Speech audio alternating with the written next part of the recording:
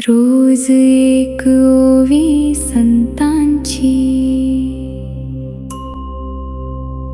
रोज एक ओवी संतांची. अभिमानाचे निमोहे ईश्वराचे ही नाम नसाहे. वेदाते म्हणे मज हे सवती जाली.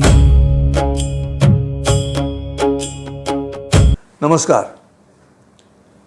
रोज एक ओवी संतांची या मालिकेमध्ये पुन्हा एकदा सगळ्यांचं स्वागत.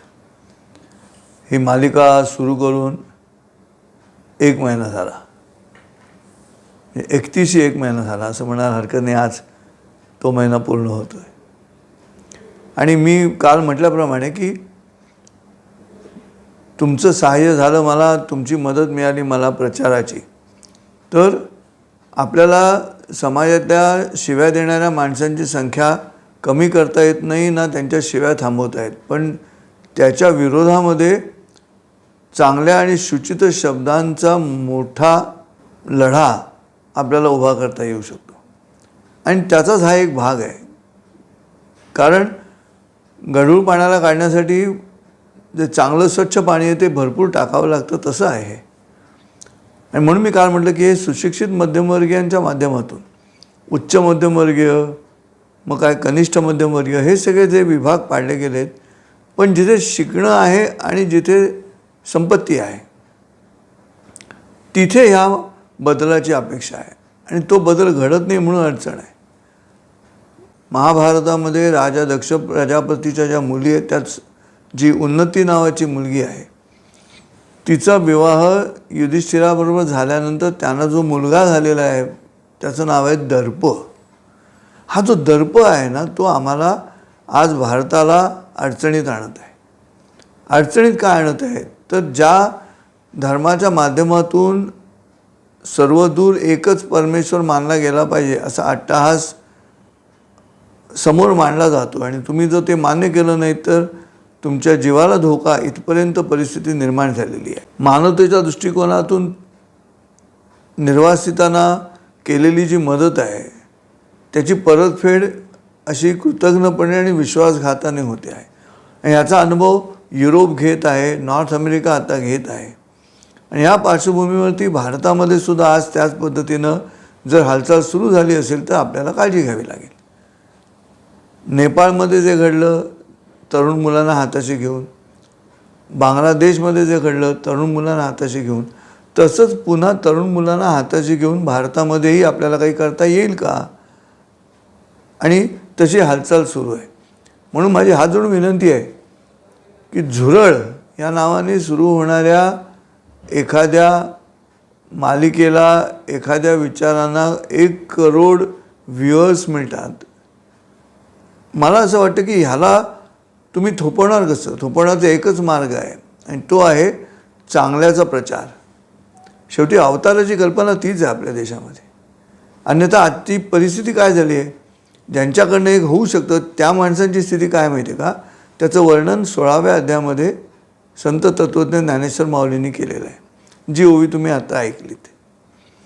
अभिमानाचे निमोहे ईश्वराचेही नाम न साहे.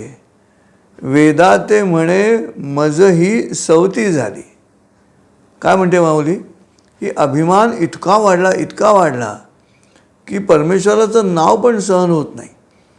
आजही तुमच्या व्हॉट्सॲपवरती, यूट्यूबवरती अशा विद्वान माणसांचे व्हिडिओज येत आहेत सातत्यानं, जे अक्कलकोट महाराजांची नक्कल करतायत, जे गजानन महाराजांची नक्कल करतायत, आणि मग अशक्य ते शक्य करतील स्वामी या वाक्याची थट्टा करतायत. आणि त्यांच्या विचारांना किमान व्ह्युअर्सच्या माध्यमातून पाठिंबा व्यक्त करणाऱ्यांची संख्या वाढत चालली.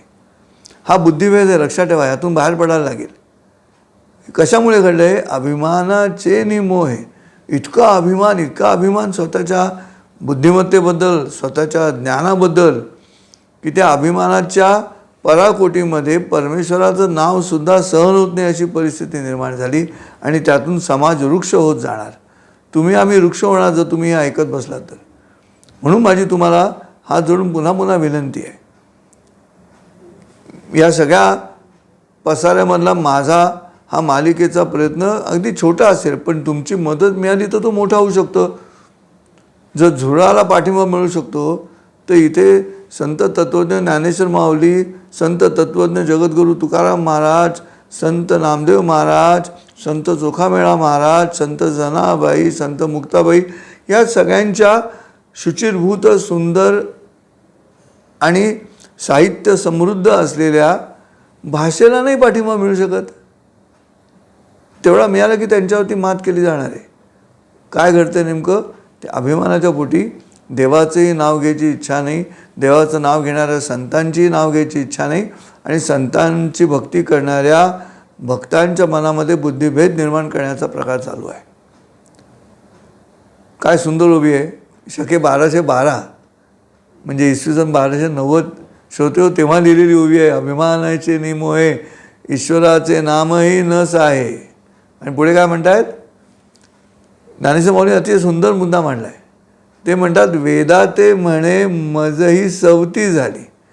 जे वेद आहेत, ऋग्वेद आहे, सामवेद आहे, यजुर्वेद आहे, अथर्ववेद आहे, हे जे वेद जे मूळ अपौरुषेय म्हणून मिळालेलं जगाला मिळालेलं हे वरदान आहे, त्या वरदाना वेदा ते म्हणे काय म्हणतात हे बुद्धिवादी, वेदा ते म्हणे मज सवती झाली. म्हणजे काय की माझ्या ज्ञानाला स्पर्धा निर्माण झाली.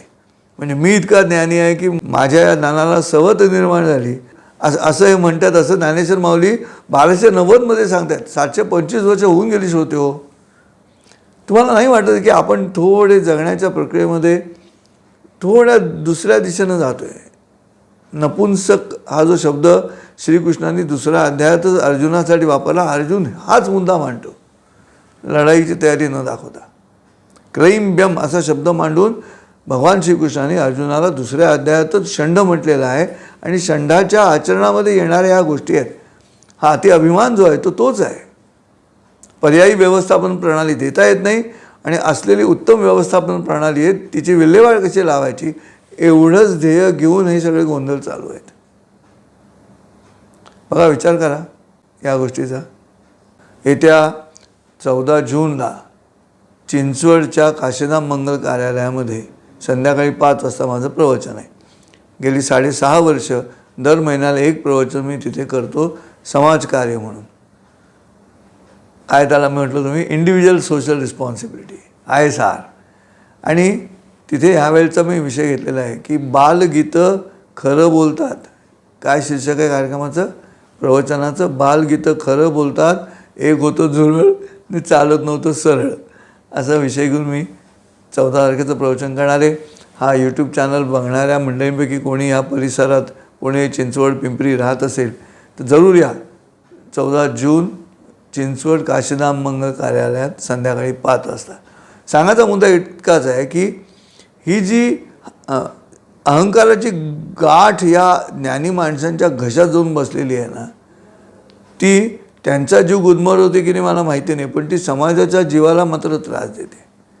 आणि त्याच्यासाठी हा मार्ग आहे कोणता, रोज एक ओवी संतांची, रोज एक शिवी राजकारण्यांची, रोज एक शिवी गुंडांची, रोज एक शिवी या बुद्धिवाद्यांची, रोज एक शिवी या डाव्यांची, असं न करता रोज एक ओवी संतांची ऐका. व्यक्तिगत पातळीवरती माझा याच्या पाठीमागे तसा स्वार्थ काही नाही, फक्त या गोष्टीचा प्रचार व्हायला पाहिजे. मला तरी हाच मार्ग दिसतो आहे. मी म्हटलं तसं पुन्हा पुन्हा तो दृष्टांत देतो. गढूळ पाणी स्वच्छ करायचं असेल तर एक तर ते संथ होऊ द्यावं म्हणजे गढूळपणा खाली जाईल, किंवा त्यात सातत्यानं दुसरं स्वच्छ शुचित पाणी ओतत राहायचं म्हणजे ते सगळं निघून जाईल. बघा, विचार करा या गोष्टीचा. पुन्हा भेटू उद्या सकाळी, उद्या पहाटे 5 वाजता. तोपर्यंत रामकृष्ण हरी. रोज एक ओवी संतांची, रोज एक ओवी संतांची.